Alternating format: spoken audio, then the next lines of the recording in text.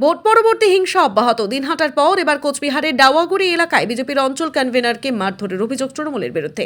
রাত 9:15 নাগাদ এলাকার লাইট বন্ধ করে দিয়ে বিজেপির অঞ্চল কনভেনর সুজিত কুমার দাসকে বেধড়ক মারধর করা হয় বলে অভিযোগ। তাকে আশঙ্কাজনক অবস্থায় কোচবিহার মেডিকেল কলেজ ও হাসপাতালে ভর্তি করা হয়েছে।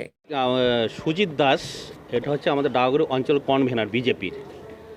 আজকে কিছুক্ষণ আগে উনি বাড়ি থেকে ওই ডাওয়াগুড়ি থেকে আসতেছিলেন।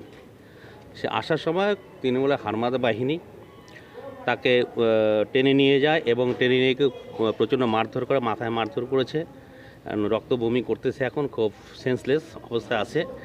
এই হচ্ছে অবস্থা।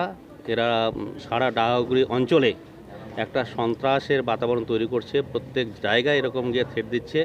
এরকম পড়ছে রঞ্জিত পাল আমাদের কর্মী, তার দোকান ভাঙচুর করছে, এরকম তাণ্ডব চালাচ্ছে।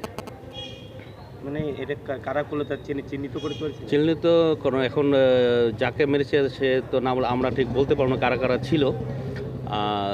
এরা এরকম করছে, হারমাদ বাহিনী আছে, ওরা ঘুরে ঘুরে বেড়াচ্ছে। গতকালকে এই ঘটনা ঘটেছে। সারা দিন তো অনেক ঘটনা ঘটেছে। বিজেপির ক্যাম্প ভেঙেছে, তাড়িয়ে দিয়েছে লোকজনকে।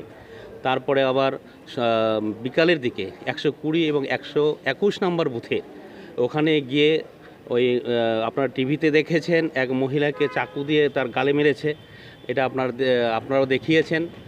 তারপর একজন কর্মীকে মাথা ফাটিয়ে দিয়েছে, তাকে আমরা কালকে হসপিটালে নিয়ে এসেছিলাম।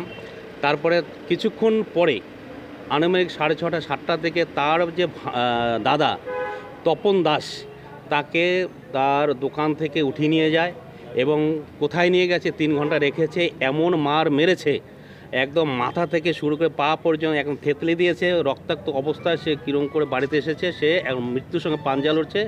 কোচবিহার হসপিটালে সে ভর্তি আছে এখনও। আজকে আমরা গিয়ে দেখে আসছি। আর যে ভদ্রমহিলা কালকে ছুরি মেরেছে, সে মিশন হসপিটালে ভর্তি আছে। আর আজকের সন্ধ্যাবেলা এই ঘটনা ঘটেছে।